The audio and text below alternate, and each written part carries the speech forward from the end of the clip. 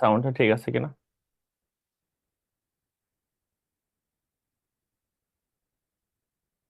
Sound শোনা যায়? জি sir, শোনা যাচ্ছে। জি স্যার। কত আজকাল লেকচার 20?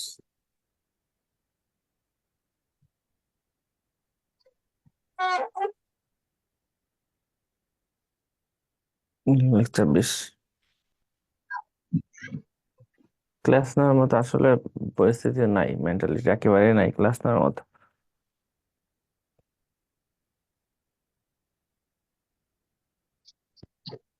স্যার একদিনে আসলে দুইটা ক্লাস হলে আমাদের জন্য ঝামেলা হয়।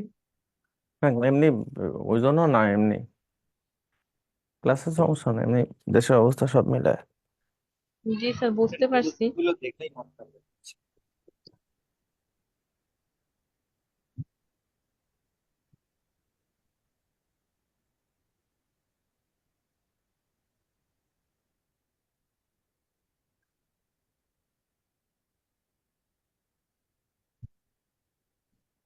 লিগেন ভিক্টোরিয়ানেস।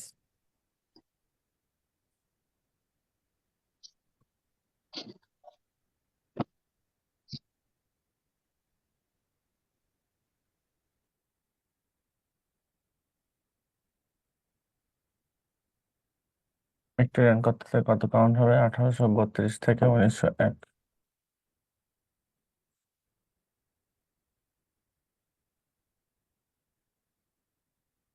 ভিক্টোরিয়ান থেকে প্রথমে লিখেন আলফ্রেড লর্ড টেনিসন। বলে মনে আছে লর্ড, না ওনার নাম হলো আলফ্রেড লর্ড টেনিসন।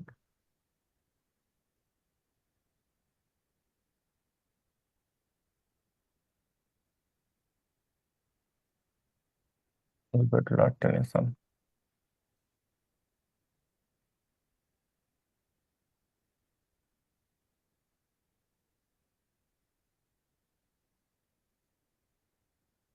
এখানে উইলিয়াম ওয়াটসন মারা যায় কত সালে? 1850 সালে, ঠিক না?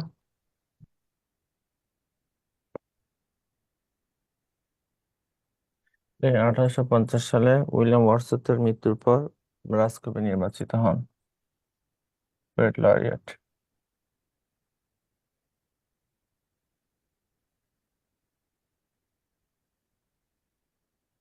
1850 সালে উইলিয়াম ওয়াটসনের মৃত্যুর পর রাজকবি নির্বাচিত হন। তাহলে উইলিয়াম ওয়াটসন মারা গেছিল কত সালে? 1850 সালে। 1850 সালে উইলিয়াম ওয়াটসন মারা যাওয়ার পরে রাজকবি কে হয়? Alfred Lord Tennyson. ঠিক আছে। এখন টেনিসন উইলিয়াম শেক্সপিয়ারকে একটা উপাধি প্রদান করে। কি উপাধি প্রদান করছিল? ড্যাজলিং সান। এখন তিনি উইলিয়াম শেক্সপিয়ারকে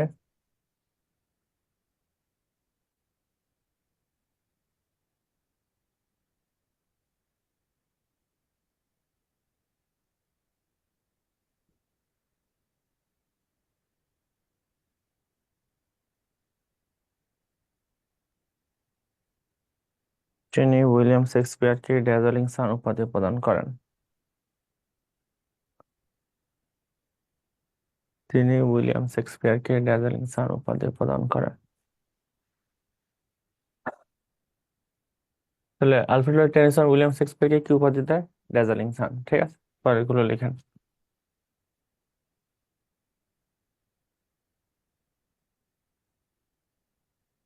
এখন আহ ওনার বয়স যখন 18 বছর,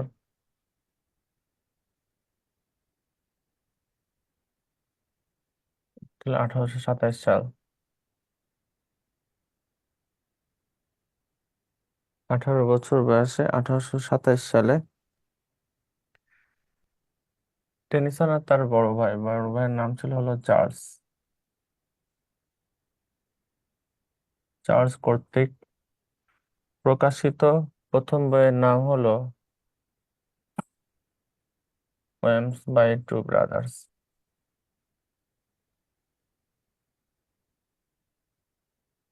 আসসালামু আলাইকুম স্যার, ক্লাসটা কি স্টার্ট এখন থেকেই? হ্যাঁ, এই তো 2 মিনিট, 2-3 মিনিট হলো। হ্যাঁ। স্লাইড কি একটা গেছে স্যার? না না না, প্রথম জাস্ট আমরা 2টা লাইন লিখছিলাম শুধু। ঠিক আছে। ও আচ্ছা, থ্যাংক ইউ স্যার। হ্যাঁ, ওয়েলকাম। লিখেন 18 বছর বয়সে 1827 সালে, পূর্ণবয়স যখন 18 বছর তখন ছিল 1827 সাল, টেনিসন ও তার বড় ভাইয়ের নাম কি ছিল? চার্লস। চার্লস কর্তৃক প্রকাশিত বইয়ের নাম হলো poems by two brothers. Brothers. হ্যাঁ, তাহলে টেনিসন আর তার বড় ভাই মিলে একটা বই লিখছে, বইয়ের নাম কি? Poems by point by two brothers. Brothers. কত সালে?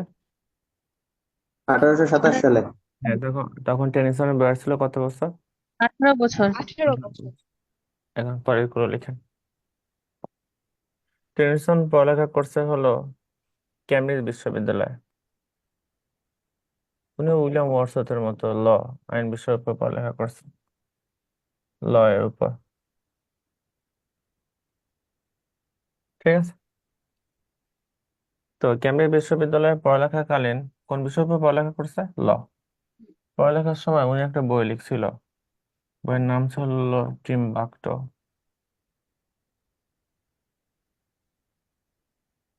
এই বই লেখার কারণে উনি চ্যান্সেলর্স গোল্ড মেডেল পুরস্কার লাভ করেন।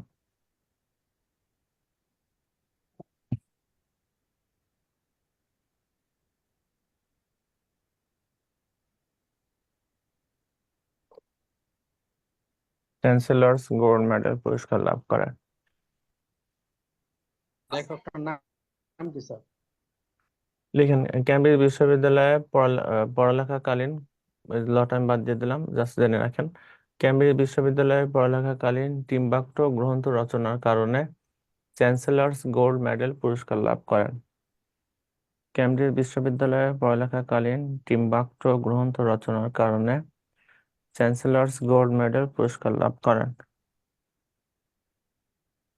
ক্যামব্রিজ বিশ্ববিদ্যালয়ে পড়ালেখাকালীন টিম্বাকটো গ্রন্থ রচনার কারণে চ্যান্সেলর্স গোল্ড মেডেল পুরস্কার লাভ করেন। লিখছেন সবাই? লটা কেটে দিলেন তো। ঠিক আছে, এটা কথা বলেন। স্যার লটা কেটে দিলেন তো। মানে আমি সাথে রাখলাম না, ওই জন্য কেটে দিচ্ছি। উনি পড়ালেখা করছে ল এর উপর, তাই জাস্ট কেটে দিলাম, জেনে রাখেন। কারণ সেন্টেন্সের যখন বলছি তখন তো ল এর কথা উল্লেখ করি নাই, তো ওই জন্য কেটে দিয়েছি। ক্যামব্রিজ বিশ্ববিদ্যালয়ে পড়ালেখাকালীন টিম্বাকটো গ্রন্থ রচনার কারণে চ্যান্সেলর্স গোল্ড মেডেল পুরস্কার লাভ করেন। লিখেন অক্সফোর্ড বিশ্ববিদ্যালয়ে তাকে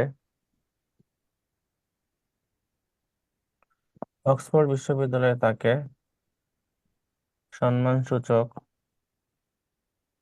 ডক্টর অফ ল উপাধি প্রদান করেন।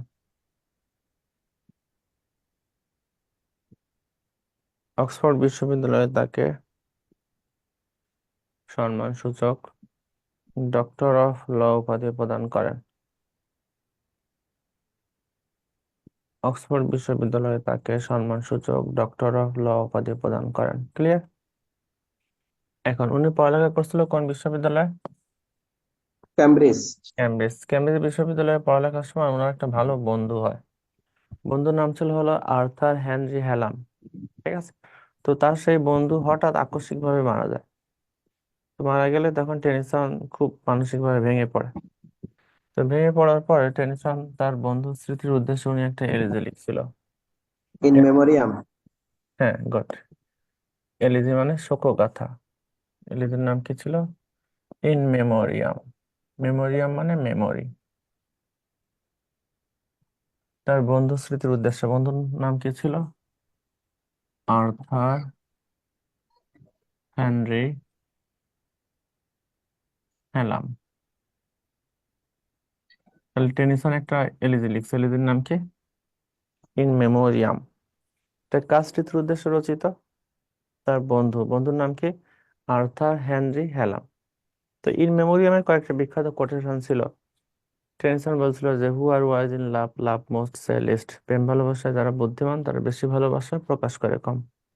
আর একটা কোটেশন ছিল it is better to have loved and lost than never to have loved at all. পৃথিবীতে কারোর প্রেমে পড়ে হারিয়ে ফেলা ভালো, বরং জীবনে কারোর প্রেমে না পড়ার চেয়ে। এটা কোন এলিজের বিখ্যাত কোটেশন? ইন মেমোরিয়াম। কে লিখছে? টেনিসন। একই সময় ওনার তিনটা বিখ্যাত কমেডি আছে।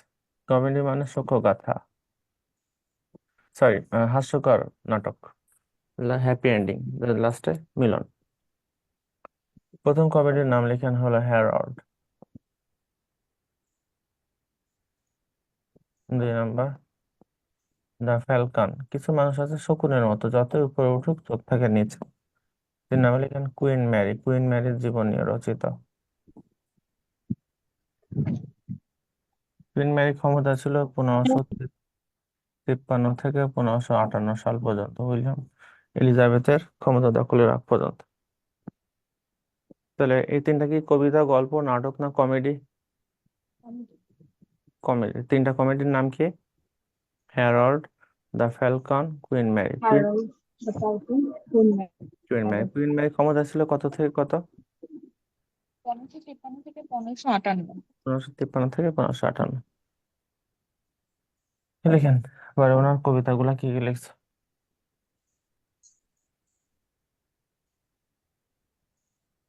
প্রথম কবিতার নাম লিখেন ইনোনি। 2 নম্বর দিয়ে লিখেন Ulysses. 3 number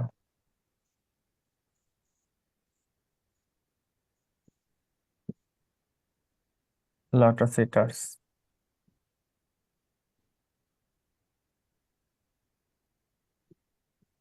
4 number Locksley Hall. 5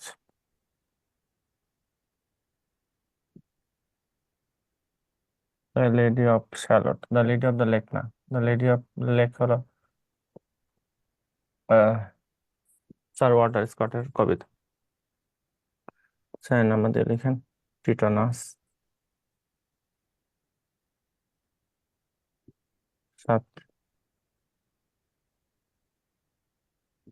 tears, idle tears.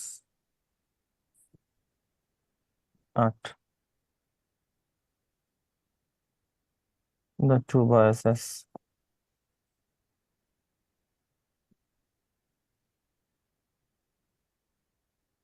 9 Morte d' Arthur.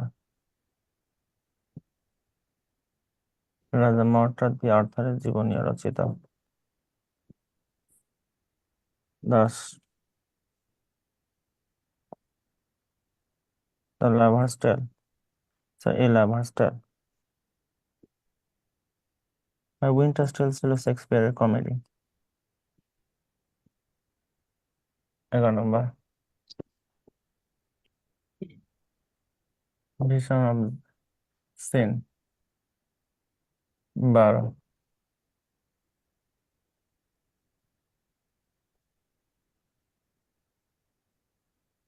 The church. অল্প কয়েকজন ব্রিটিশ সৈন্য রাশিয়ানদের বিরুদ্ধে যুদ্ধে জয়লাভ করে। The church of the light brigade.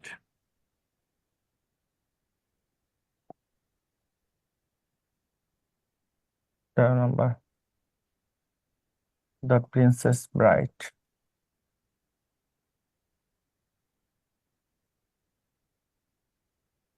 14 English idol.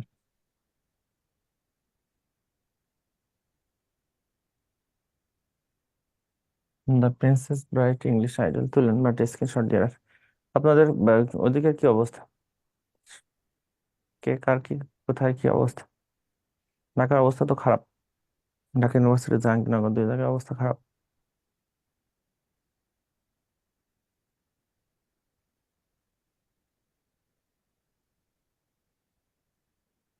Sir আমাদের এদিকে ওরকম কোনো ঝামেলা হয়নি।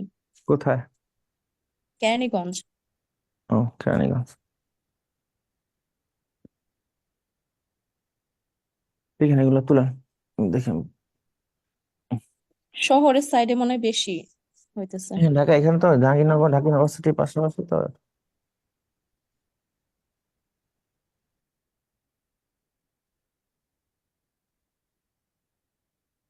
দেখেন আপনাদের ক্লাসটা আমি তো আগেভাগে শেষ করে দিতে পারি। ক্লাস নেওয়ার মতো মেন্টালিটি একেবারে নাই। শেষ করেন, লেখা শেষ। জি স্যার। জি স্যার। এখন গল্প শুনেন। প্রথম কবিতার নাম কি, দাঁড়াও আমি পাই, ব্যান্ডেজটা খুলে গেছে তো ব্যান্ডেজটা লাগাচ্ছি, থার্ড ক্লাস শেষে লাগবো। তাহলে প্রথম কবিতার নাম কি ছিল? ইননি। ইননি ছিল হলো নদী দেবীর কন্যা, সরি সমুদ্র, নদী দেবীর কন্যা, পাশে লিখেন ডটার অফ রিভার গড, নদী দেবীর কন্যা। ইননি, সে নদী দেবীর কন্যা হয়, সে এক সাধারণ মানুষকে ভালোবাসতো, কিন্তু সাধারণ মানুষ আবার ইননিকে ভালোবাসতো না দেবীর কন্যা হওয়ার পরও। তার মানে এখানে তখন ইননি তার মায়ের কাছে দুঃখ প্রকাশ করে বলে যে পৃথিবীর মানুষের ভালোবাসার কোনো মন নেই, পৃথিবীর মানুষের ভালোবাসার মন নাই, ঠিক আছে। ইউলিসিস। ইউলিসিস কবিতা থেমে কি, ইউলিসিস ওই হেলেন অফ ট্রয়, হেলেনকে উদ্ধার করতে যায় যুদ্ধ করে। তো যুদ্ধ করতে লাগে কয় বছর? 10 বছর। আর যুদ্ধ করে ফিরে আসতে লাগে কয় বছর? 10 বছর। সর্বমোট কয় বছর? 20 বছর। 20 বছর পরে ইউলিসিস তার যে রাজ্যের নাম কি ছিল? ইথাকা। তার রাজ্য ইথাকায় ফিরে এসে দেখে তার যে সুন্দরী স্ত্রী পেনেলোপা বৃদ্ধ হয়ে গেছে, এবং তার যে পুত্র টেলিমেকাস সে ক্ষমতা দখল করছে। তখন ইউলিসিস বুঝতে পারে যে এখন সে অনাকাঙ্ক্ষিত, এখন সে না আসলেও পারত, ঠিক আছে। এবং ইউলিসিস সে এটাও বুঝতে পারে যে তার পক্ষে এই অসভ্য জনগণকে এখন আর শাসন করা সম্ভব না, এবং সে 20 বছর যুদ্ধ করছে, তার রক্তে তো যুদ্ধ মিশে গেছে, সে বাকি জীবন যুদ্ধ না করেও থাকতে পারবে, যুদ্ধ না করে থাকতেও পারবে না, এটাও সে বুঝতে পারে। এখানে কয়েকটা বিখ্যাত লাইন ছিল। প্রথম লাইন ছিল এরকম যে কবি বলতেছে, it's little profit to sit like an idle king still this hearth among this barren tracks. এই অনুর্বর জমিতে ফসল ফলানো আর এই অসভ্য জনগণকে এখন আমার পক্ষে শাসন করা অসম্ভব। পরের লাইন ছিল যে ইউলিসিসের বিখ্যাত line, I will never rest from travels, আমি কখনো যুদ্ধ থেকে পিছপা হব না। I will drink life to the less, আমি জীবনকে পরিপূর্ণভাবে উপভোগ করব। তাহলে I will drink life to the less কোন কবিতার লাইন? ইউলিসিস। এখন শোনেন, ইউলিসিস নামে একটা উপন্যাস আছে, পৃথিবীর শ্রেষ্ঠ উপন্যাসের নামও ইউলিসিস নোবেল। এটা লিখছে আইরিশ রাইটার, 1922 সালে প্রকাশিত হয়, 3 খণ্ডে বিভক্ত ছিল, জেমস জয়েস, অনেকে বলে জেমস জয়সি। তাহলে খেয়াল করেন, ইউলিসিস নামে গ্রন্থ দুইটা, একটা হলো কবিতা, কবিতা লিখছে আলফ্রেড লর্ড টেনিসন, আর একটা হলো উপন্যাস, উপন্যাস লিখছে জেমস জয়েস। কত সালে প্রকাশিত হয় ইউলিসিস? 1922 সালে। তাহলে যদি প্রশ্ন থাকে ইউলিসিস কবিতাটা কে লিখছে, দিবেন টেনিসন। যদি প্রশ্ন থাকে ইউলিসিস উপন্যাসটি কে লিখছে, দিবেন জেমস জয়েস। ক্লিয়ার কনসেপ্টটা?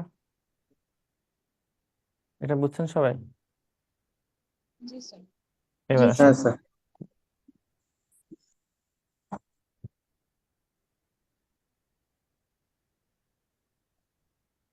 Lotus Eaters. তো লটাস মানে পদ্ম ফুল, ইটার্স মানে যারা পদ্ম ফুল খায়। তো লটাস ইটার্স কবিতার থিম কি, যে ইউলিসিসের সৈনিকরা তো যুদ্ধ করে ফিরে আসতে লাগে 10 বছর। তো 10 বছরে ফিরে আসার সময় তাদের জাহাজ একটা দুর্ঘটনায় পতিত হয়। পতিত হলে ইউলিসিসের সৈনিকদের জাহাজ একটা দ্বীপে আশ্রয় নেয়। তো সেই দ্বীপে খাওয়ার মতো কিছুই ছিল না, শুধু ছিল পদ্ম ফুল। তখন ইউলিসিসের সৈনিকরা শুধু পদ্ম ফুল খেত। তো পদ্ম ফুল খেলে শুধু ঘুম আসতো, পদ্ম ফুল খেত আর ঘুমাতো, পদ্ম ফুল খেলেই ঘুম আসতো, পদ্ম ফুল খেত আর ঘুমাতো। তখন ইউলিসিসের সৈনিকরা মনে মনে ভাবে যে আহ, আমরা আর বাকি জীবন আমাদের রাজত্বে আমরা ফিরে যাব না, আমরা এই দ্বীপে কাটাবো, পদ্ম ফুল খাবো আর ঘুমাবো। এখানে একটা বিখ্যাত কোটেশন ছিল, জগৎ বিখ্যাত কোটেশন, লাক্সলি হল কবিতার। কবি বলতেছে যে death is the end of life, why should life or labour be. মৃত্যুই যদি জীবনের সবকিছু হয় তাহলে এত কষ্ট করে কি লাভ। বিখ্যাত কোটেশন। পরে আসেন লাক্সলি হল। লাক্সলি হল এই গল্পের যে নায়ক, সে তার মামাতো বোন এমির বাসায় থেকে পড়ালেখা করতো। তো পড়ালেখা করতে করতে এক পর্যায়ে মামাতো বোনের সাথে তার প্রেম হয়। এটা স্বাভাবিক, অস্বাভাবিক কিছু না। তো মামা মামি একসময় টের পায় যে তার মেয়েদের সাথে ওই ছেলের সম্পর্ক। তারপর মামা মামি তাকে বাসা থেকে বের করে দেয়। তাদের মেয়েকে জিজ্ঞাসা করে যে এই ছেলের সাথে কোনো সম্পর্ক আছে কিনা। মেয়ে কি করে? অস্বীকার করে। তখন তার পড়ালেখাও শেষ, আশ্রয়স্থলও শেষ, তখন সে বাসা থেকে বের করে দেয় মামা মামি। এখানে একটা বিখ্যাত ডায়লগ ছিল যে নলেজ কামস বাট উইজডম লিঞ্জার্স, জ্ঞান আসে কিন্তু প্রজ্ঞা আসে দেরিতে।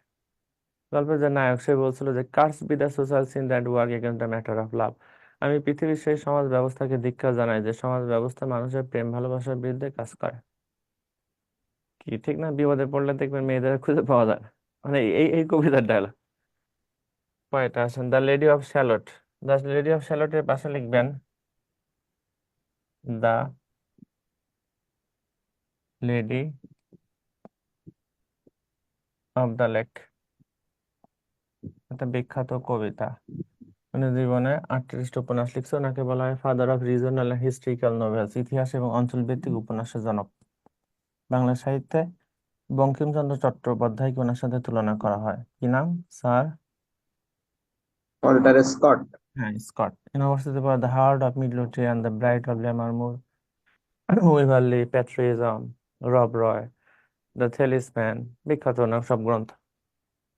The lady of the lake কার কবিতা? Walter Scott. Walter Scott. The lady of Shalott কার কবিতা? Alfred Tennyson. Alfred Lord Tennyson. Good, মুছে দিলাম।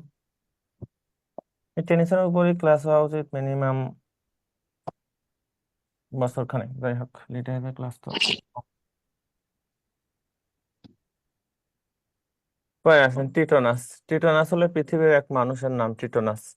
সে ঊষরার দেবী অরোরার প্রেমে পড়ে। এক দেবী অরোরার প্রেমে পড়ে। তখন অরোরা টিটোনাসকে ভালোবেসে তার মন্দিরে নিয়ে যায়। মন্দিরে নিয়ে যাওয়ার পরে অরোরা টিটোনাসকে জিজ্ঞাসা করে যে, টিটোনাস, তুমি আমার কাছে কি চাও? তুমি আমার কাছে যা চাও আমি তোমাকে তাই দিব। তখন টিটোনাস মনে মনে ভাবে যে অরোরা তো দেবী, সে কোনোদিন তো মরবে না, সে কোনোদিন মারা যাবে না। টিটোনাস তো পৃথিবীর মানুষ, সে তো মরে যাবে। তখন সে অরোরাকে বলে যে, অরোরা, আমি তোমার মতো অমরত্ব চাই, যাতে আমি সারা জীবন তোমার সাথে বাস করতে পারি। তো অরোরা টিটোনাসকে অমরত্ব দান করে। টিটোনাস অমর হয়ে গেল। তো টিটোনাস কি? টিটোনাস টিটোনাস পৃথিবীর মানুষ। তো টিটোনাস কয়েক বছর পরে বৃদ্ধ হয়ে গেল, কিন্তু তার কিন্তু আর মৃত্যু নাই, কারণ সে অমরত্ব লাভ করছে। তো অরোরা কি? অরোরা দেবী, সে তো মরবে না। প্লাস দেবীরা চিরযৌবন, তাদের যৌবনও কখনো নষ্ট হয় না। তো অরোরা থাকলো যুবতী, আর টিটোনাস কয়েক বছর পরে হয়ে গেল বৃদ্ধ। এই কারণে তাদের দুজনের মধ্যে সম্পর্ক নষ্ট। তার মানে এই কবিতার থিম কি? যে কোন সম্পর্কের ছেলে মেয়ে ফিজিক্যালি, মেন্টালি, ইমোশনালি একরকম না হলে সে সম্পর্ক টেকে না। ঠিক আছে, বিখ্যাত কবিতা। কোন কবিতা? টিটোনাস। আচ্ছা, একটু পাশে একটু লেখেন ভ্যারিয়েশন। যেমন দ্য টু ভয়েসেস, গতকাল লিখছিলাম, লাগবে না। Mortar D Arthur. Mortar D Arthur হলো একজন বিখ্যাত লোকের নাম, মর্টার ডি আর্থার। তো মর্টার ডি আর্থার একটা যুদ্ধ করতে যায়। যুদ্ধ করতে গিয়ে সে মারাত্মকভাবে আহত হয়, যে কোনো সময় মারা যেতে পারে। তখন মর্টার ডি আর্থারের প্রধান সেনাপতি ছিল বেডিভিয়ার। মর্টার ডি আর্থার বেডিভিয়ারকে বলে যে, তুমি এখন ক্ষমতা দখল করো। তো বেডিভিয়ার বলে যে, আপনি জীবিত থাকা অবস্থায় আমি ক্ষমতা দখল করলে লোকজন এটা ভালো চোখে দেখবে না, তারা এটা মানবে না। তখন মর্টার ডি আর্থার বেডিভিয়ারকে বলে যে, authority forgets a dying king. Bedivere, তুমি ক্ষমতা দখল করো, লোকজন একসময় আমাকে ভুলে যাবে। তার মানে এই কবিতার থিম কি? যে পৃথিবীতে আসলে মানুষ কেউ কাউকে খুব মনে রাখে না। দরকার হলে মনে রাখে, দরকার শেষ হয়ে গেলে আর মনে রাখে না। এখানে আরো একটা বিখ্যাত লাইন ছিল এই কবিতায়, যে more things are wrought out by prayers. পৃথিবীতে প্রার্থনার মাধ্যমে অনেক কিছুই অর্জন করা যায়। তাহলে more things are wrought out by prayers কোন কবিতার বিখ্যাত ডায়লগ? Mortar D Arthur. হ্যাঁ, একটু লিখেন। এই যে দেখেন, এই কবিতার নাম ছিল ভিশন অফ সিন। ভিশন দিয়ে আরো দুইটা গ্রন্থ আছে, পাশে লিখেন। Vision of judgement.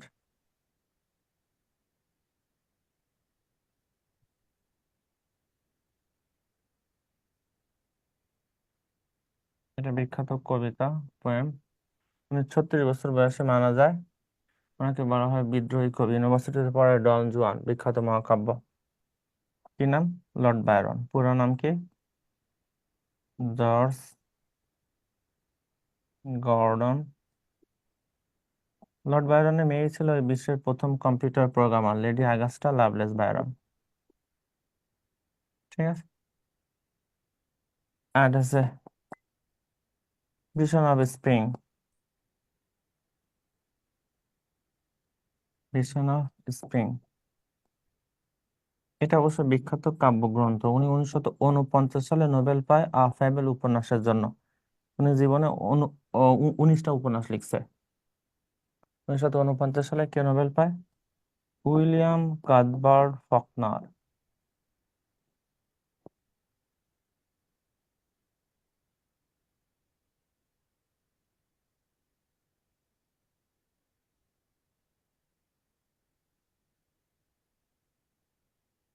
হ্যাঁ, উইলিয়াম কাথবার্ড ফকনার। ভীষণ দিয়ে 3টা গ্রন্থ। ভীষণ অফ সিন হলো আলফ্রেড লর্ড টেনিসনের কবিতা। Vision of judgement Lord George Gordon Lord বায়রনের কবিতা। ভীষণ অফ স্প্রিং হলো উইলিয়াম কাথবার্ড ফকনারের উপন্যাস, সরি কবিতা। ফকনার 1949 সালে সাহিত্য নোবেল পুরস্কার লাভ করেন। ঠিক আছে এতটুকু।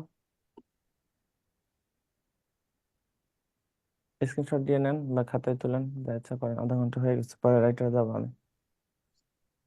তোলা শেষ? স্যার জি sir. Sir vision of sin এটা কার লেখা বললেন? ভীষণ অফ সিন কার লেখা? এটা 13 বা 11 নম্বর কবিতা। তাহলে কার কবিতা এটা? টেনিসনের। টেনিসনের কবিতা। টেনিসনেরই তো 11, 12, 13, টেনিসনের 14টা কবিতা লিখছে, আর এগুলো তো ভ্যারিয়েশন, কার সাথে কার মিল আছে তাই কি, তাই না? জি জি স্যার। স্যার। যান পরে রাইটার যান। Robert Browning.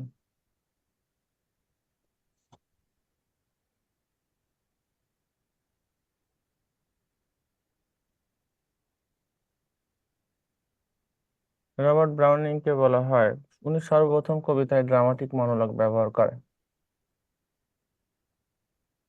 Innovator of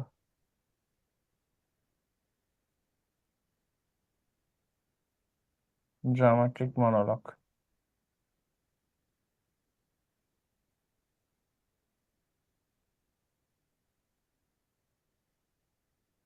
dramatic monologue হলো একটা লিটারেরি টার্মস। মানে এটা কি, যেখানে একজন কথা বলে আর বাকি সবাই চুপচাপ শোনে, ওয়ান স্পিকার, বাকি সব সাইলেন্ট লিসেনার।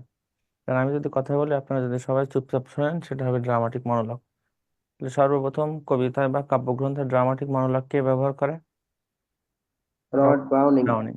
রাইটারের নাম হলো রবার্ট ব্রাউনিং। ঠিক আছে। এখন রবার্ট ব্রাউনিং, উনি পৃথিবীর মোটামুটি ইউরোপের অনেক দেশে ভ্রমণ করছে, কিন্তু উনি বলছে যে পৃথিবীর মোটামুটি সব দেশের সামারি হলো Italy.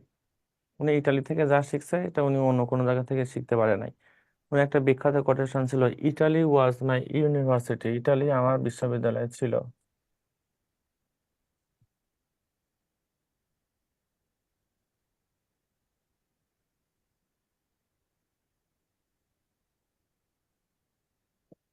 Italy was my university.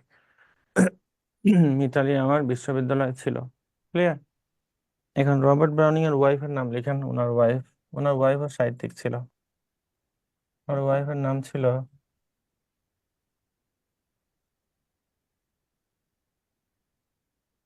Elizabeth Barrett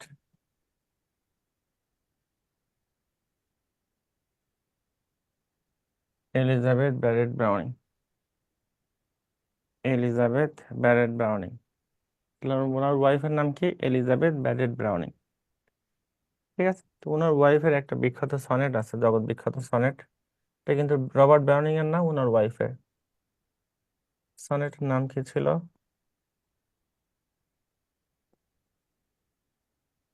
sonnet 43। অথবা এর আর এক নাম ছিল how do I how do I love thee. Love thee. আমি তোমাকে কিভাবে ভালোবাসতে পারি। সাহিত্যের দি মানে দো বা দাই, মানে তুমি। সাহিত্যের টিএইচ ও ইউ, দো বা টিএইচ ওয়াই, দাই মানে তুই যদিও, আর টিএইচ ডাবল ইউ, সব মানে হলো ইউ, তুমি। তাহলে সনেট নাম্বার হলো সনেট 43 অথবা হাউ ডু আই লাভ দি। পাশে লিখবেন তার স্বামীকে উদ্দেশ্য করে রচিত। স্বামীকে রবার্ট ব্রাউনিং। তো হাউ ডু আই লাভ দির কতগুলো বিখ্যাত কোটেশন ছিল। ব্যারেট ব্রাউনিং বলছিল যে how do I love the, let me count the OS I love the to the depth and breadth and height. আমি তোমাকে কিভাবে ভালোবাসি, আমাকে বর্ণনা করতে দাও। আমি তোমাকে হৃদয়ের গভীরতা, অন্তরের অন্তঃস্থল এবং সমস্ত জায়গা জুড়ে ভালোবাসি। কে লিখছে এটা? Elizabeth Barrett Browning. কার ওয়াইফ? রবার্ট ব্রাউনিং এর ওয়াইফ।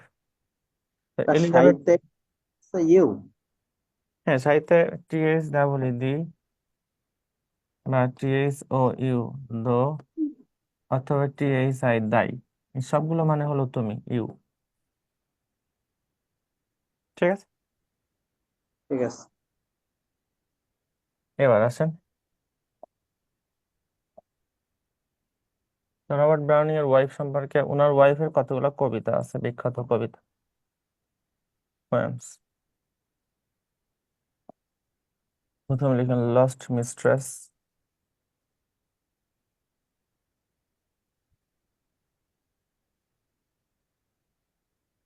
দুই নাম্বার গ্রিফ, তিন নাম্বার কনসোলেশনস, চার নাম্বার সনেটস ফ্রম পর্তুগিজ।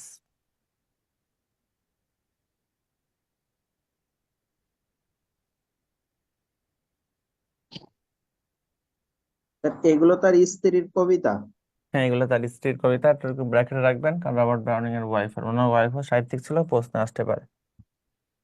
ওনার ওয়াইফের নাম এলিজাবেথ ব্যারট ব্রাউনিং, ওনার ওয়াইফের সনেট এইটা, ওনার ওয়াইফের কবিতা এতগুলা। তাহলে এগুলো কি রবার্ট ব্রাউনিং না ওনার ওয়াইফের? কথা বলেন। স্যার প্রশ্নটা স্যার এগুলো বুঝলাম না। ওনার ওয়াইফের। এইগুলো এই সব লেখা কি ওনার ওয়াইফের না রবার্ট ব্রাউনিং এর? ওনার ওয়াইফের। হ্যাঁ, গুড। ওনার ওয়াইফের। হ্যাঁ, এবার মুছে ফেললাম, এবার রবার্ট ব্রাউনিং এ ব্যাক করেন। তুলছেন সবাই, এবার একটা স্ক্রিনশট দিয়ে রাখেন। স্যার একটা সেকেন্ড, স্যার তোলা শেষ। ওকে, এবার আসেন রবার্ট ব্রাউনিং এ ব্যাক করেন। রবার্ট ব্রাউনিং জীবনে দুইটা নাটক লিখছে, ড্রামা, যদিও জনপ্রিয়তা পায় নাই, এটা মনে হয় বইয়ে দেওয়া নাই, লিখে নেন। প্রথম নাটকের নাম হলো the return of the Druses, আর the return of the native ছিল টমাস হার্ডির বিখ্যাত উপন্যাস, যদিও এটা আর্টসে 44তমতে। The return of the ড্রুসেস,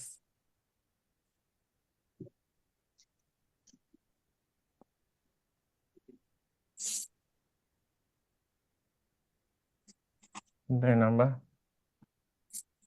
কলম্বোস birthday. আর দ্য বার্থডে পার্টি কার? হ্যারল্ড পিন্টারের। আর দ্য ককটেল পার্টি হলো টি.এস. এলিয়টের। থাকবে না। কলম্বাস বার্থডে আর the return of the natives, sorry Druses, এটা হলো রবার্ট ব্রাউনিং এর দুইটা নাটক। রবার্ট ব্রাউনিং এর তোলা শেষ? জি স্যার। ওকে, এবার আসুন, রবার্ট ব্রাউনিং এর কয়টা কাব্যগ্রন্থ আছে, পোয়েট্রি? প্রথমটা লিখেন main and women,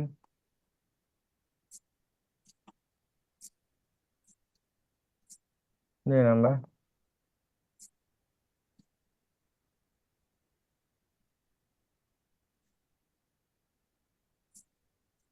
dramatic romance,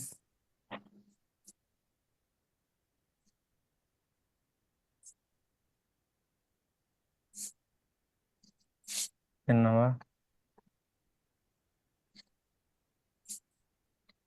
dramatic lyrics, চার নাম্বার ড্রামাটিক আইডলস, পাঁচ number the ring of the book,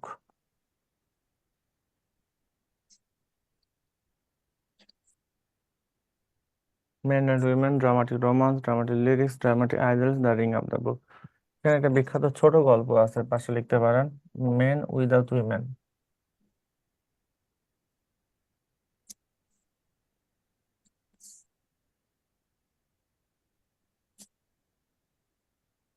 হ্যাঁ, sorry।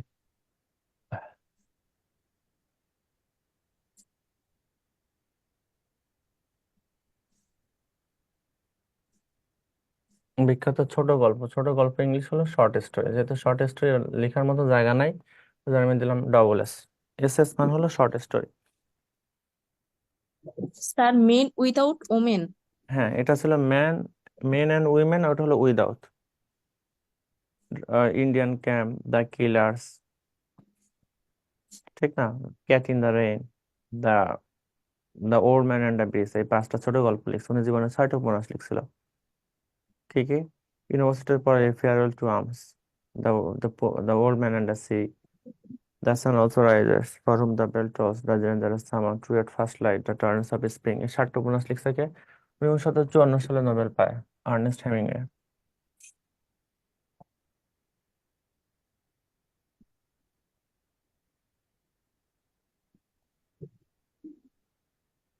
মেন উইদাউট উইমেন, তাহলে বলেন মেন উইদাউট উইমেন কার ছোট গল্প? Ernest Hemingway. আর মেন এন্ড উইমেন কার কাব্যগ্রন্থ? Robert Browning. Robert Browning. বুঝে ফেললাম।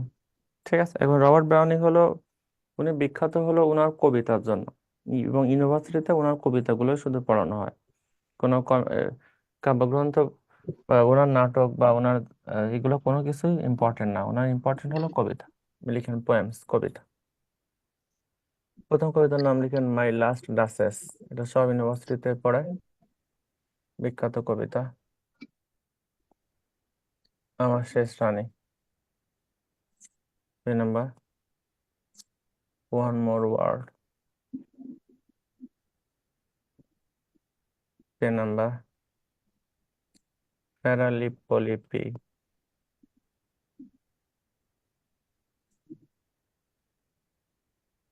4 number one more world, the last ride together.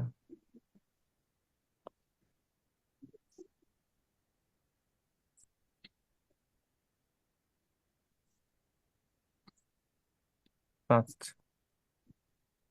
Needle শার্টো।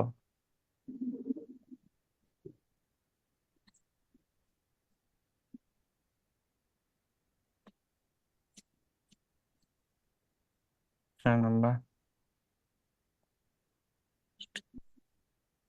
Rabbi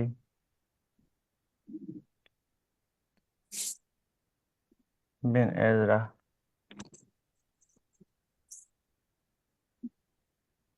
7 number the patriot. 8 number home thoughts from abroad.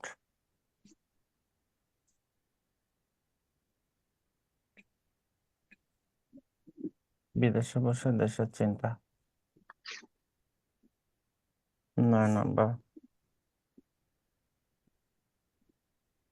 The piper of Hamelin, হেমিলিয়নের বাঁশিওয়ালা। 10 number the tin album. 11 number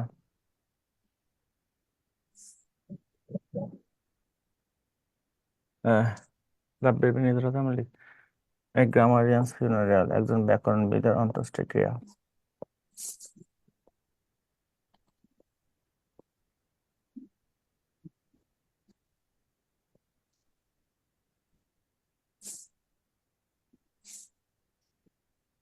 বারো number দিয়ে লিখেন পোরফিয়াস লাভার।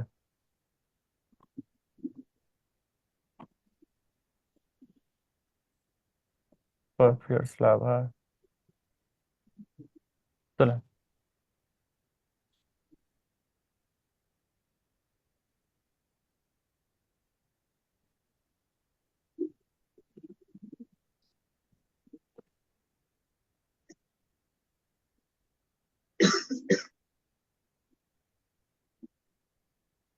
এই দুইটা যদিও মাইনর, লিখতেও পারে না লিখতেও পারে। 4 নাম্বার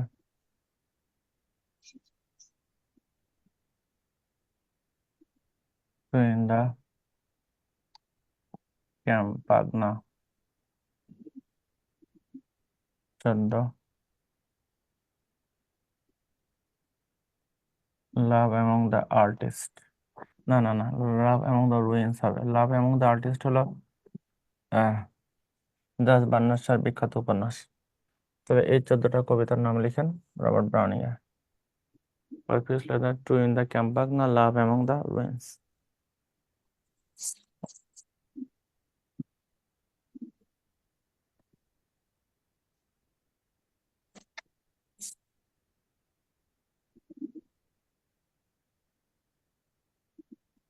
স্যার এগুলো সব কি রবার্ট ব্রাউনের কবিতা? হ্যাঁ,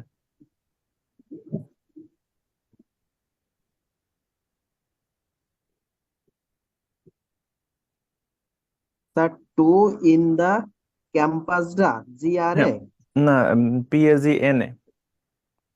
আচ্ছা, আমি একটু দেখি ক্যামেরাটা একটু সরালে হয় কিনা। দেখা যায় এবার টু ইন দা ক্যাম্পাক না? হ্যাঁ স্যার।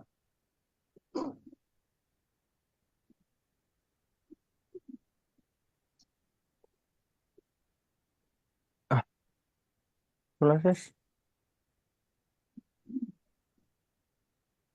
জি স্যার।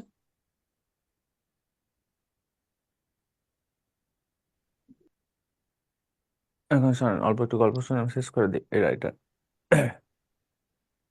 মাই লাস্ট ডাসেস মানে আমার শেষ রানী, ডাসেস মানে হলো রানী। এই কবিতার থিম কি যে এক রাজা তার ওয়াইফকে হত্যা করে, ডিউক মানে রাজা, ডাসেস মানে রানী। তো তার ওয়াইফকে হত্যা করে তার ওয়াইফের একটা ছবি দেয়ালে টাঙা রাখে তাকে স্মরণ করার জন্য। তো কেউ আসলেই বলে যে ওই দেখো আমার শেষ রানী, যার ছবি দেয়ালে টাঙানো। মানে কেন তার ওয়াইফকে হত্যা করে?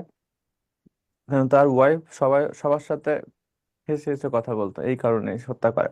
তার ওয়াইফ শুধু তার সাথে হেসে কথা বলবে। কেন সবার সাথে হেসে কথা বলে? এই কারণে সে তার ওয়াইফকে হত্যা করে। তার ওয়াইফের একটি ছবি দেয়ালে টাঙা রাখে। মানে কি আসলে মানে কিছু কিছু পুরুষ আসলে খুব পজিটিভ, এটা করা যাবে না, সেটা করা যাবে না, এখানে যাওয়া যাবে না, সেখানে যাওয়া যাবে না, ওই তাই। তো কেউ আসলেই বলতো যে that's my last duchess painted on the wall looking as if she are alive. ওই দেখো আমার শেষ রানী, যার ছবি এখনো দেয়ালে টাঙানো আছে, সে মনে হয় এখন আমার দিকে তাকায় হাসতেছে। এখানে একটা বিখ্যাত লাইন ছিল, সে এত হাসতো যে একটা বিখ্যাত লাইন, দেন অল স্মাইল স্টপড। যখন সে তার ওয়াইফকে হত্যা করে তখন তার সমস্ত হাসি কি হয়ে গেল, শেষ হয়ে গেল। মানে কি কিছু কিছু পুরুষ মানুষ আসে খুব পজিটিভ, সেরকম একটা কাহিনী। ফেরালিপোলিপি, এটা ওয়ান মোর ওয়ার্ড রিলেটেড লাগবে না। ফেরালিপোলিপি হলো একজন যাজক, ছিল একজন পাদ্রী। পাদ্রী তো বোঝেন, ওই ফাদার, যারা বিয়ে শাদী করে না কখনো। তো ফেরালিপোলিপি এক রাতে এক মেয়ে সহ চার্চ ম্যানের প্রহরীর কাছে ধরা পড়ে। এক মেয়ে সহ, উনি কিন্তু ফাদার। তখন ওই প্রহরী তাকে জিজ্ঞাসা করে যে আপনি আমাদের ফাদার, আপনার পিছনে আমরা প্রার্থনা করি, আপনি এত কুকর্ম কিভাবে করেন? তখন ফেরালিপোলিপি তার জীবনের কাহিনী খুলে বলে। সে বলে যে আমার বয়স ছিল যখন 8 বছর, তখন আমার উম, বাবা মা মারা গেলে আমার দাদা আমাকে চার্চে রেখে যায়। আমার ভরণ পোষণ দেওয়ার মতো কেউ ছিল না। চার্চে রেখে যায় এই কারণে যাতে আমি না খেয়ে মারা যাই। মানে আমাকে দেখার মতো কেউ ছিল না। তো তখন তো আমি জানতাম না যে আমি বড় হলে আমার ফাদার হতে হবে, আমি বিয়ে শাদী করতে পারবো না। জানলেও আমার কিছু করার ছিল না, কারণ আমার ভরণ পোষণ দেওয়ার মতো কেউ ছিল না। তো এখন সে বড় হয়েছে, এখন তো সে বিয়ে শাদী করতে চায়, কিন্তু সে তো বিয়ে শাদী করতে পারবে না, কারণ কি, সে ফাদার। এখানে একটা বিখ্যাত লাইন ছিল যে you can not take a fill of 8 hours water and make him sure to never kiss the girls. আপনি 8 বছর বয়সে একটা ছেলেকে যদি প্রতিজ্ঞা করান সে জীবনে বড় হয়ে কোনো মেয়েকে স্পর্শ করবে না, সে প্রতিজ্ঞা করলেই বা কি, না করলেই বা কি। কারণ এই কবিতার থিম কি, যে বয়সের সাথে সাথে মানুষের কিছু চাহিদা তৈরি হয়। ইংলিশ সাহিত্য কিন্তু বাংলা সাহিত্য চেয়ে একটু রিচ, একটু না অনেক, 1000 গুণ রিচ। আচ্ছা, আমি শেষ করে দেবো। রাব্বি বিন এজরা ছিল ইহুদিদের সবচেয়ে বড় ধর্মীয় নেতা। অ্যান্ড্রিয়া ডেল সার্তো, এটা সত্য কাহিনী। অ্যান্ড্রিয়া ডেল সার্তো ছিল একজন বিখ্যাত পেইন্টার, ছবি আঁকতো। অ্যান্ড্রিয়া ডেল সার্টোর পতন হয় শুধুমাত্র অতিরিক্ত ভালোবাসার কারণে। অতিরিক্ত ভালোবাসা মানুষের জীবন নষ্ট করে, ধ্বংস করে। কেন? অ্যান্ড্রিয়া ডেল সার্তো সে তার ওয়াইফকে খুব বেশি ভালোবাসতো, কিন্তু তার ওয়াইফ তাকে ম্যানিপুলেট করতো। ম্যানিপুলেট তো বোঝেন, মানে, অবজ্ঞা। হ্যাঁ, অবজ্ঞা। অবজ্ঞা না, ভুল বুঝাই তো। হ্যাঁ, অবৈধ ভুল বোঝাইতো না। ম্যানিপুলেট মানে হলো নিজের ইচ্ছা মতো ব্যবহার করা। কন্ট্রোল ইউজ করতে। রাখা। কি করে রাখা? কন্ট্রোল করা। হ্যাঁ, কন্ট্রোল করা। নিজের সাথে ব্যবহার করতো। হ্যাঁ, নিজের সাথে ইচ্ছা মতো ব্যবহার করা। ইংলিশে আবার ম্যানিপুলেট, বাংলার কোনো মানে আছে কিনা জানি না। ভালো শব্দ ম্যানিপুলেট। মানে আপনি যখন কারোর অতিরিক্ত ভালোবাসবেন, সে যখন বুঝতে পারবে যে আপনি তারা ছাড়া বাঁচবেন না, সে আপনার নাকে রশ্মি দিয়ে ঘুরাবে। এটা সত্য কথা, দুনিয়ার নিয়ম। তো সে তার ওয়াইফকে অতিরিক্ত ভালোবাসতো, কিন্তু তার ওয়াইফ আবার তাকে ভালোবাসতো না। তার ওয়াইফ, কোনো খবর আছে নাকি রাশেদ ভাই? হুম? তার ওয়াইফ ভালোবাসতো তার চাচাতো ভাইকে। তো এমনকি তার ওয়াইফ তাকে বলছিল যে তুমি আমার চাচাতো ভাইয়ের একটা ছবি এঁকে দাও। সে তার ওয়াইফের কথা মতো তার চাচাতো ভাইয়ের একটা ছবি এঁকে দেয়। তার ওয়াইফকে বলে যে তুমি, আপনার কি এখনো মেসেঞ্জার গ্রুপে অ্যাড করে নাই? না স্যার, মেসেঞ্জার গ্রুপে দ্যাট নাই। আপনার তো বলে নাই। তাসনিয়া আলম, তাসনিয়া আলম, আচ্ছা আপনাদের অ্যাডমিন কে মেসেঞ্জার গ্রুপের? স্যার আমিও কিন্তু অ্যাড না স্যার, আমাদের যদি বলতেন কোনটা মেসেঞ্জার গ্রুপে। স্যার আসসালামু আলাইকুম। স্যার আমাকে অ্যাড করা হয় নাই, আমি সেই দুপুর থেকে বলছি কিন্তু অ্যাড করে নাই কেউ আমাকে। আচ্ছা আপনার ওনার তো তখন আমি কয়েকবার মেসেজ দিচ্ছে, উনি উনি তো মানে আপনার আমিও admin এখনো। উনি তো তখন বললো যে আপনারাও কে যেন অ্যাডমিন, সেও বললেন যে আমি অ্যাড করে দিচ্ছি, তা এখন অ্যাড করে দেন নাই কেন? তো 3 ঘন্টা হয়ে গেছে। আপনার অ্যাডমিন কে, মেসেঞ্জার গ্রুপে অ্যাডমিন কে? স্যার অ্যাডমিনের নামটা একটু বললে স্যার ভালো হয়, আমরাও নক করতাম স্যার। সেটাই স্যার, আমরা তো জানি না, সেই দুপুরের ক্লাসেও বললাম স্যার যে একটু অ্যাড করে দিতে, কিন্তু কেউ অ্যাড করলো না।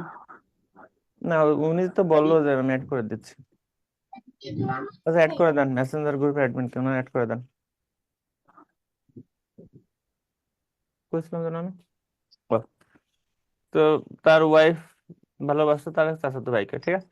তো তার ওয়াইফের কথা মতো সে তার চাচাতো ভাইয়ের একটা ছবি এঁকে দেয়। তো সে এঞ্জেল শর্ত তার ওয়াইফকে বলে যে তুমি যা বলবা সবই ঠিক আছে, শুধু তুমি আমাকে ছেড়ে চলে যাও না, ঠিক আছে। তার মানে কেউ কাউরে যদি মানে অতিরিক্ত ভালোবাসে, তখন তার লাইফ ধ্বংস হবে, এটা স্বাভাবিক। সবকিছু নিয়ন্ত্রিত হওয়া উচিত। অতিরিক্ত ভালোবাসা মানুষের জীবন ধ্বংস করে, এটা অলমোস্ট সত্য কথা। আচ্ছা এখানে একটু ভ্যারিয়েশন লিখেন তো, যদি পরীক্ষায় আসে কি করার। যেমন দ্য প্যাট্রিয়ট, দ্য প্যাট্রিয়ট নামে আর একটা কবিতা আছে, সেম একই নাম।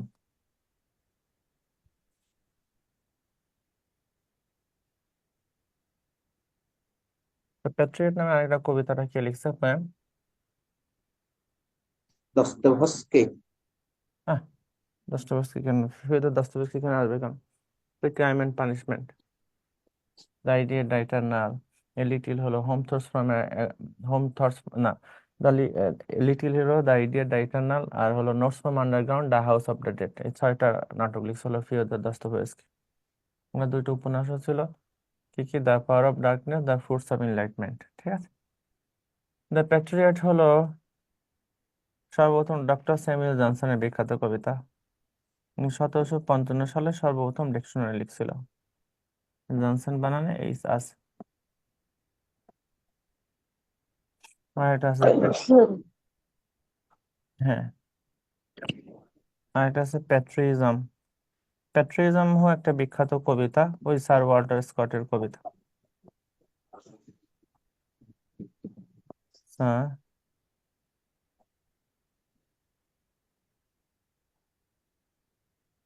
Walter Scott. তাহলে খেয়াল করেন, দ্য প্যাট্রিয়ট, সেম একই নাম, দ্য প্যাট্রিয়ট। দ্য প্যাট্রিয়ট নামে কবিতা 2টা ইংলিশ সাহিত্যে, একটা লিখছে হলো রবার্ট ব্রাউনিং, আর একটা লিখছে ডক্টর স্যামুয়েল জনসন।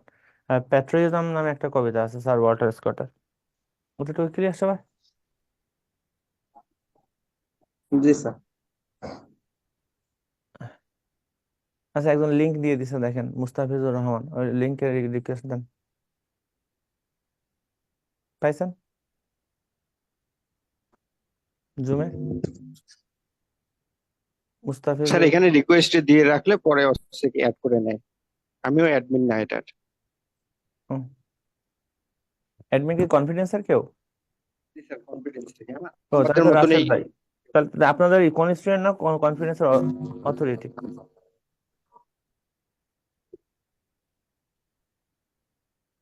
অ্যাডমিন কি আপনাদের কোন স্টুডেন্ট না কনফিডেন্সের অথরিটি?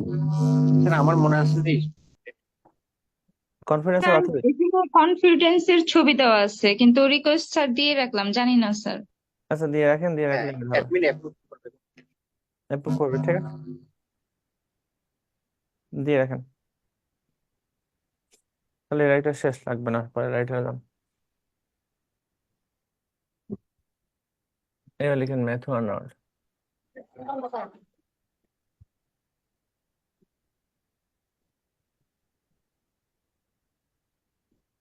ম্যাথনয়েড একজন পণ্ডিত মানুষ ছিল, ওনাকে বলা হয় এলিজাইক পোয়েট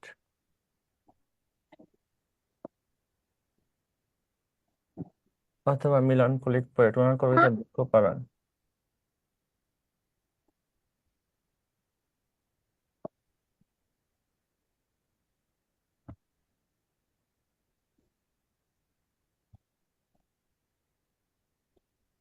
এলিজাইক পোয়েট বা দুঃখবাদী কবি, বাংলা সাহিত্যে দুঃখবাদী কবিকে হেমচন্দ্র। হেমচন্দ্র। আর কি জানা ছিল মহাকাব্যের কবি? মহাকাব্যের কবি তো হেমচন্দ্র। দুঃখবাদী যতীন্দ্রনাথ সেনগুপ্ত। যতীন্দ্রনাথ সেনগুপ্ত দুঃখবাদী কবি।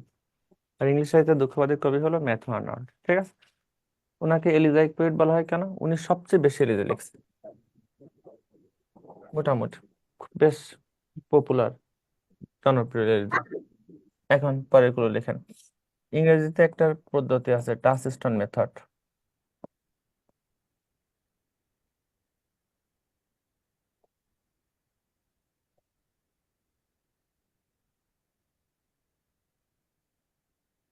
লিখেন, তিনি টাচস্টোন মেথড পদ্ধতির প্রবক্তা।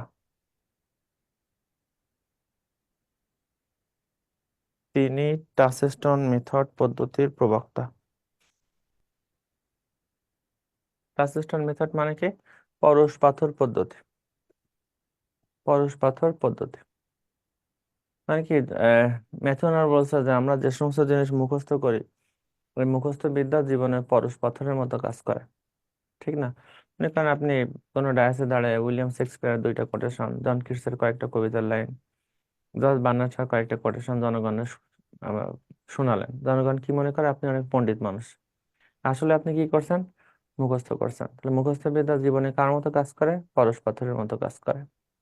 বিসিএস একটা মুখস্থ নির্ভর কোর্স। এখানে যে যত মুখস্থ করবেন তার চাকরি হওয়ার সম্ভাবনা তত বেশি। কি তাই না? সেটাই।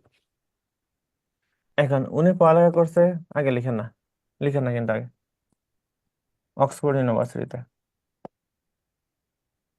অক্সফোর্ড বিশ্ববিদ্যালয়ের সবচেয়ে মানে পুরাতন বিশ্ববিদ্যালয় 1168 সালে প্রতিষ্ঠিত হয়।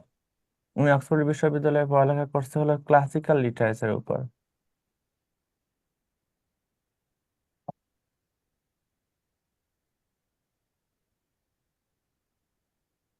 তো এই বিষয়ে পড়ালেখায় ম্যাথু সর্বোচ্চ সংখ্যক নম্বর অর্জন করে ইউনিভার্সিটির ইতিহাসে। ওই জন্য উনি নিউডিকেট পুরস্কার লাভ করেন। নিউডিকেট প্রাইজ পুরস্কার লাভ করেন। লিখেন, তিনি অক্সফোর্ড বিশ্ববিদ্যালয়ে ক্লাসিক্যাল লিটারেচারের উপর পড়ালেখায় অসাধারণ ফলাফলের কারণে নিউডিকেট প্রাইজ পুরস্কার লাভ করেন। তিনি অক্সফোর্ড বিশ্ববিদ্যালয়ে ক্লাসিক্যাল লিটারেচারের উপর পড়ালেখায় অসাধারণ ফলাফলের কারণে নিউডিকেট পুরস্কার লাভ করেন। উহ, লিখেন, তাহলে উনি পড়ালেখা করছে কোন বিশ্ববিদ্যালয়ে?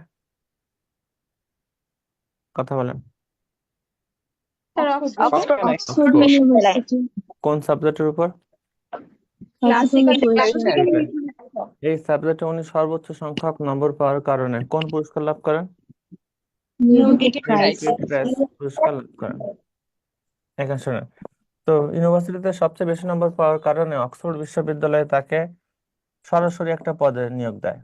ওনার জন্য একটা পদ তৈরি করা হয়, প্রফেসর অফ পোয়েট্রি। খেয়াল করেন, সরাসরি প্রফেসর অফ পোয়েট্রি পদে যোগ দেয়। কয় বছরের জন্য? 5 বছরের জন্য। পরবর্তীতে আরো 5 বছর বৃদ্ধি করা হয়, সর্বমোট কয় বছর? 10 বছর। 10 বছর। লিখেন, অক্সফোর্ড বিশ্ববিদ্যালয় তাকে 5 বছরের জন্য প্রফেসর অফ পোয়েট্রি পদে নিয়োগ প্রদান করেন, যেটি পরবর্তীতে আরো 5 বছর বৃদ্ধি করা হয়। তার অক্সফোর্ড বিশ্ববিদ্যালয়ে তাকে 5 বছরের জন্য 5 বছরের জন্য প্রফেসর অফ পোয়েট্রি পদে নিয়োগ প্রদান করেন। 5 বছরের জন্য প্রফেসর অফ পোয়েট্রি পদে নিয়োগ প্রদান করেন।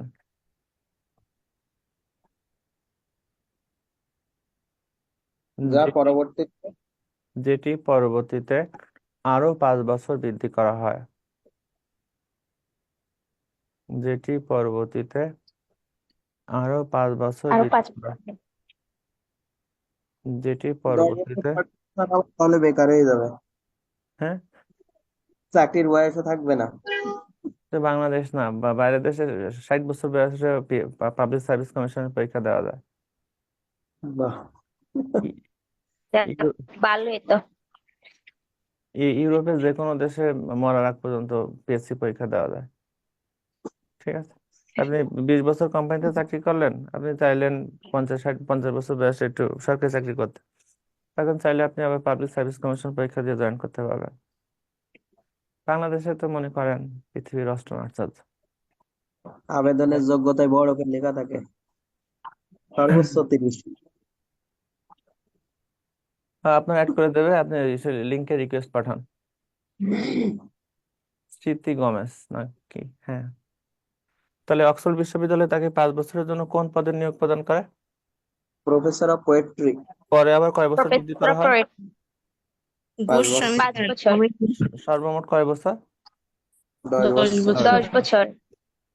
উনি সরকারি চাকরি করতেন, লিখেন তিনি ইন্সপেক্টর অফ স্কুল, স্কুল পরিদর্শকের চাকরি করতো। বাইরের দেশে ইন্সপেক্টর অফ ফুড আর ইন্সপেক্টর অফ স্কুল খুব গুরুত্বপূর্ণ পদ, স্কুল পরিদর্শক আর খাদ্য পরিদর্শক। দেখেন তিনি ইন্সপেক্টর অফ স্কুল ছিলেন, তিনি ইন্সপেক্টর অফ স্কুল ছিলেন, তাহলে উনি কোন পদে চাকরি করতো? Inspector of school. স্কুল পরিদর্শক পদে চাকরি ইন্সপেক্টর করতো। Of school. ঠিক আছে, জি স্যার। মুছে ফেলাম। এখন শোনেন, ম্যাথু আর্নল্ডের কয়েকটা ক্রিটিসিজম রাইটিং আছে, সমালোচনামূলক গ্রন্থ।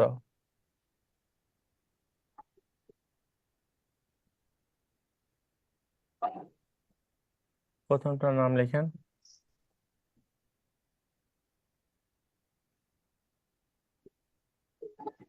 The study of poetry. এখানে উনি বলছিল যে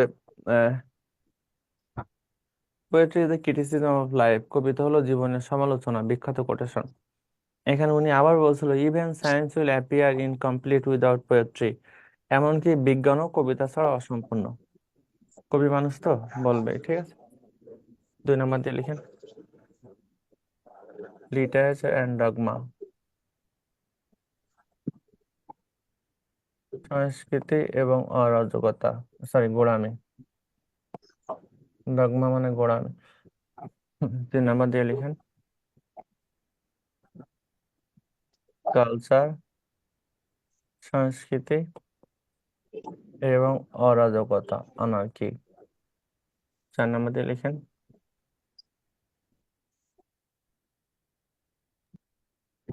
এসেস ইন ক্রিটিসিজম। এখন স্টাডিতে আরো 2টা গ্রন্থ আছে ইংলিশ সাহিত্যে, একটা হলো এ ডিফেন্স অফ পোয়েট্রি, পোয়েট্রি দিয়ে, এটাও criticism writing. A defence of poetry, এটা লিখছে কে? টিএস না না PB Shelley, Parsi বিশি Shelley.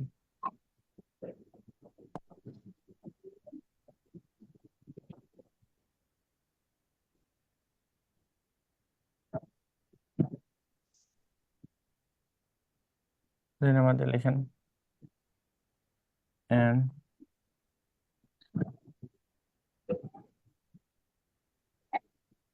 Apology for poetry. তাই উনি 32 বছর বয়সে মারা যায়। উনি ইংল্যান্ডের রাজকন্যা পেনিলপকে বিয়ে করে, উনি 12টা ভাষায় কথা বলতে পারতো। Sir Philip Sydney.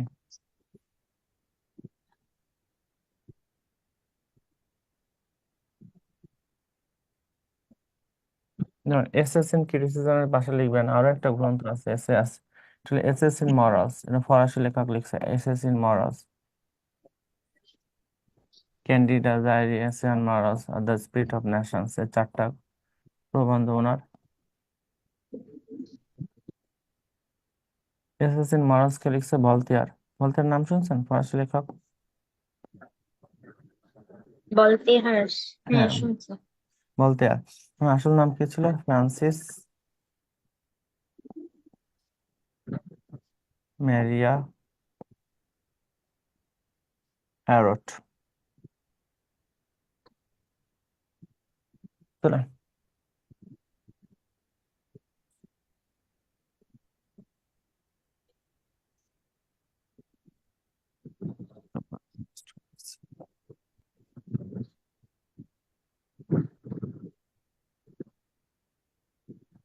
আপনাদের কার কি খবর ওইখানে? আপনাদের এলাকায় কোনো সমস্যা হয়েছে? ছাত্রদের সাথে কোনো আন্দোলন? স্যার আমরা ভালো আছি, আমাদের এদিকে কোনো আন্দোলন নাই। আপনারা কোথায়? মানিকগঞ্জ। মানিকগঞ্জ থেকে একটু আগে বলেন। চট্টগ্রামের কি খবর?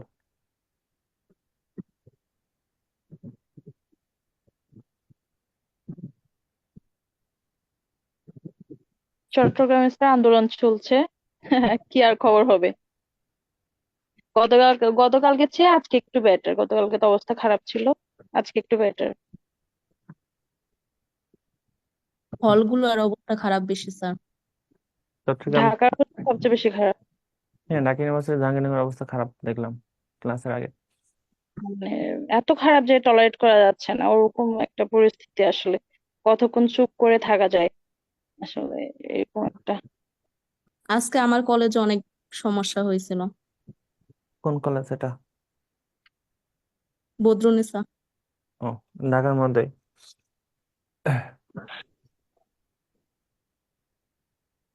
তোলা শেষ? জি স্যার। পরে লিখেন এখন। ওনাকে এলিজাইক পোয়েটও বলা হয়, মনে আছে? লিখেন কি কি এলিজা লিখছেন, আমি মুছে ফেলি।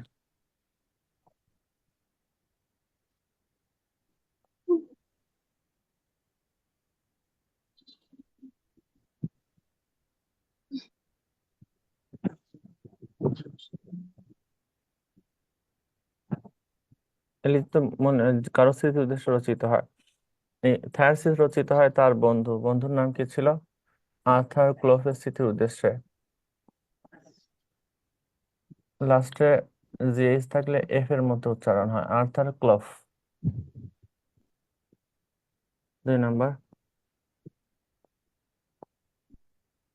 Rugby Chapel. রাগবি চ্যাপেল ছিল তার বাবা স্মৃতি উদ্দেশ্যে রচিত, father. 3 number, Heine's Grave. Heine's Grave, Heine ছিল তার বড় ভাই, এল্ডার ব্রাদার। বড় ভাইয়ের স্মৃতি উদ্দেশ্যে রচিত।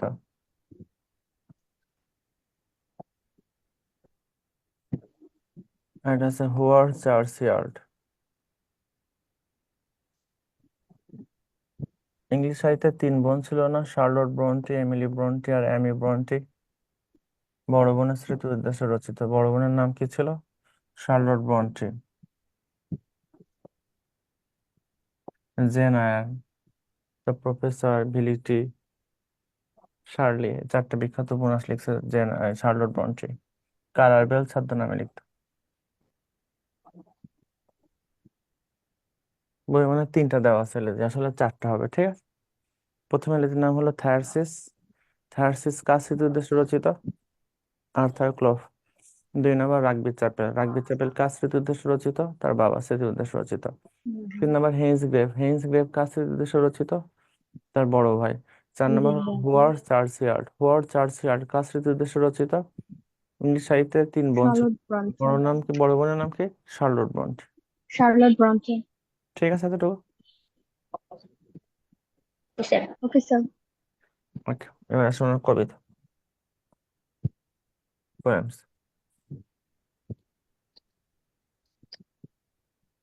1 নাম্বার লিখেন ডভার বিচ। ডভার বিচ ইনল্যান্ড আর ফ্রান্সকে আলাদা করছে, ডভার প্রণালী। 2 নাম্বার, দ্য স্কলার জিপসি, পণ্ডিত যাযাবর। PSY। 3 number, Sourav and Rustam. আপনারা সবাই পড়ছেন ছোটবেলায় সৌরভ অ্যান্ড রুস্তমের কাহিনী। ওই লাস্টে বাবা ছেলেকে হত্যা করে। 3 নম্বর, রাজা ক্রমওয়েলের জীবন নিয়ে রচিত। ওই অলিভার ক্রমওয়েল কমনওয়েলথ পিরিয়ডের রাজা ছিল। 5 নম্বর, দ্য ফরসেকেন মারম্যান। তুলেন বই মানে অল্প কয়েকটা দেওয়া আছে, গল্প আর বলা হবে না, ঠিক আছে? এরপর আমি আরেকজন রাইটার লিখে শেষ করে দেবো।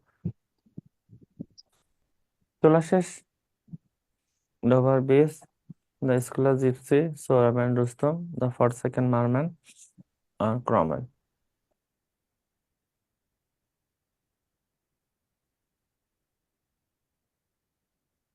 এগুলো কি কবিতা, গল্প, নাটক না উপন্যাস?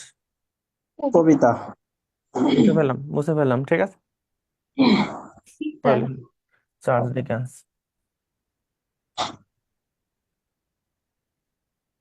চার্লস ডিকেন্স ছোটবেলায় বস্তিতে বাস করত। ক্লাস 2 পর্যন্ত পড়ালেখা করছে, কিন্তু ডিকেন্স ছাড়া ইংলিশ সাহিত্য আসলে হয় না।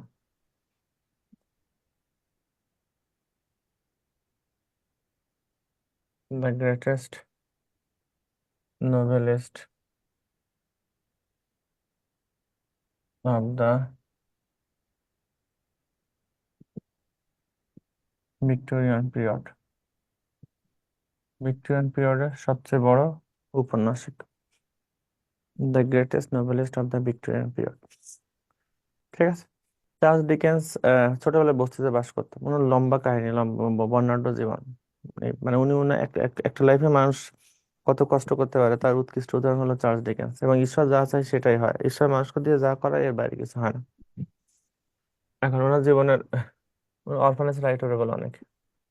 প্রথম গ্রন্থের নাম ছিল হলো স্কেচেস বাই বস। এটা লাগবে না, লিখুন উপন্যাস, নোভেলস। প্রথম উপন্যাসের নাম লিখেন ডেভিড কপারফিল্ড। এটা ওনার আত্মজীবনী। এটা পড়লে বুঝতে পারবেন। David Copperfield. 2 নম্বর লিখেন জগৎ বিখ্যাত অন্যতম উপন্যাস অলিভার টুইস্ট। অলিভার টুইস্ট পড়ে কান্নাকাটি করে না এমন মানুষ খুব কম আছে। 3 নম্বর, ম্যাক্সিমাম ইউনিভার্সিটিতে পড়ায় a tale of two cities. 4, great expectations. এটাও পড়ায়, এটা অবশ্য আমাদের ছিল great expectations.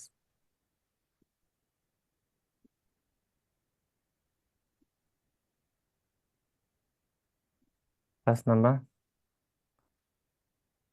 A bleak house.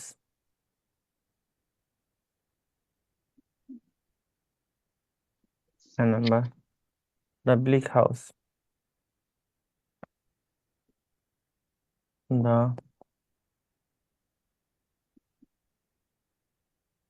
Old curiosity shop.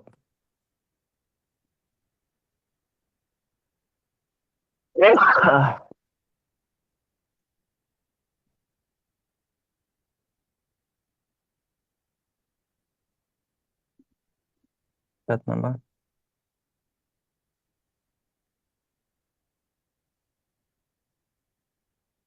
The Pickwick papers. 8 number, all times. 9 number, our mutual friend.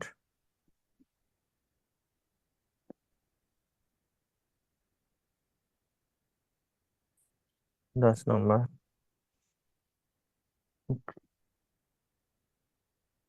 Christmas carol. Charles একবার পিড়িতে আনকমন প্রশ্ন, কিছু করার থাকে না আনকমন প্রশ্ন দিলে। Christmas carol. 11 number, the battle of life. এটা জগৎ বিখ্যাত উপন্যাস, পড়তে পারেন। জীবন যুদ্ধ।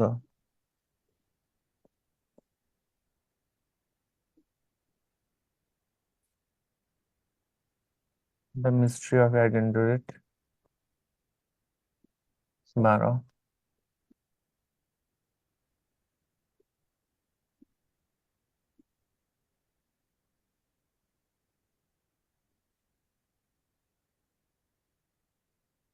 13 নম্বর।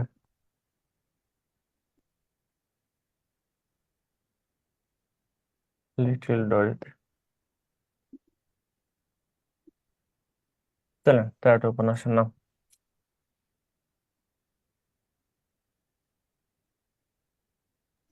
স্যার অ্যাডউইনের পরে কি লেখা ওটা দেখা আহ, যাচ্ছে না। ও দাঁড়ান,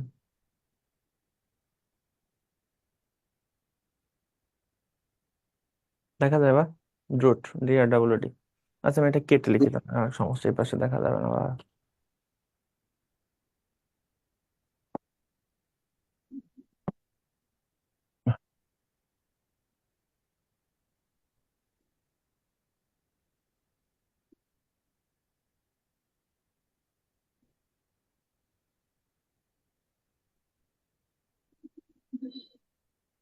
মিস্ট্রি অফ এডেন রুট।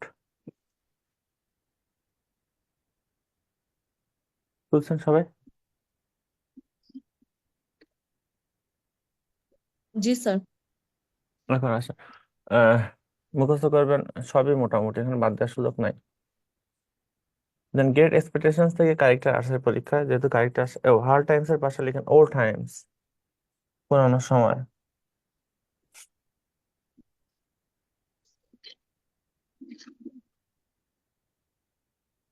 এটা নাটক। 2005 সালে নোবেল পায় হ্যারল্ড পিন্টার। 2006 সালে পায় কে? Turkish writer Orhan Pamuk. 7 সালে পায় কে? Doris Lessing. The grass is singing. Old times, এটা হলো ওল্ড টাইমস, হ্যারল্ড পিন্টার। 2005 সালে নোবেল পায়। দ্য ব্যাটেল অফ লাইফ এর পাশে এটা লিখছেন, দ্য ব্যাটেল অফ বুকস আমরা লিখছি অলরেডি, এটা লাগতেছে না। ওল্ড টাইমস নাটক, হ্যারল্ড পিন্টার।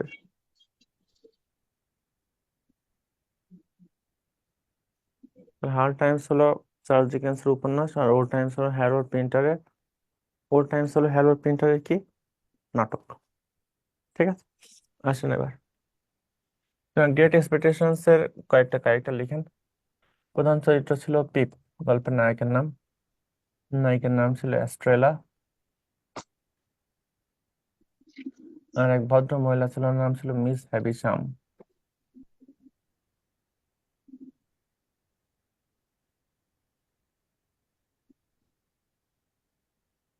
গল্পের নায়কের নাম পিপ, নায়িকার নাম অ্যাস্ট্রেলা, আর এক ভদ্র মহিলা, ওনার নাম ছিল মিস হ্যাবিশাম। ঠিক আছে,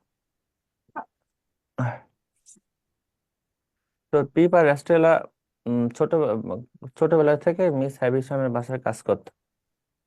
ছোটবেলা থেকে কাজ করতো। চার্লস ডিকেন্সের ম্যাক্সিমাম উপন্যাসে ওনার আত্মজীবনী পাবেন, কিছু না কিছু ওনার জীবনের কিছু না কিছু অংশ আছে। একমাত্র উইলিয়াম শেক্সপিয়ারের লেখার মধ্যে ওনার আত্মজীবনী কিচ্ছু নাই। তো পিপ অ্যাস্ট্রেলা ছোটবেলা থেকে কাজ করতে করতে দুইজনের একজন একজনের প্রেমে পড়ে যখন তারা আস্তে আস্তে বড় হয়। তো মিস হ্যাভিশাম ছিল একটু পুরুষ বিদ্বেষী, সে পুরুষদের মোটামুটি অপছন্দ করতো, এই যার বাসায় কাজ করতো মিস হ্যাভিশাম। কারণ কি, সে জীবনে 4টা প্রেম করছে, 4জন পুরুষই তারে ঠকাইছে, এই জন্য সে পুরুষের প্রতি এখন তার আর আগ্রহ নেই। তো ছোটবেলা থেকে মিস হ্যাভিশাম অ্যাস্ট্রেলাকে একটু পুরুষ বিদ্বেষী ভাবে তৈরি করে। তো অ্যাস্ট্রেলা একটু পুরুষ বিদ্বেষী মনোভাব নিয়ে তৈরি হয়, যদিও সে পিপকে ভালোবাসে, দুজনই কাজের লোক। তো অ্যাস্ট্রেলা পিপকে বিয়ে না করে এক ধনী ছেলেকে বিয়ে করে আমেরিকায় চলে যায়, কাজ করে তারপর। আর পিপ কষ্ট পায়। তো অ্যাস্ট্রেলা তার লাইফে সুখী হয় না, কারণ ওই তার হাজবেন্ডটাকে খুব মারধর করে। এক পর্যায়ে অ্যাস্ট্রেলা তার হাজবেন্ডকে ডিভোর্স দিয়ে আবার ইংল্যান্ডে পিপের কাছে ফিরে আসে। পিপ অ্যাস্ট্রেলাকে কি করে? বিয়ে করে না, বিয়ে করে না।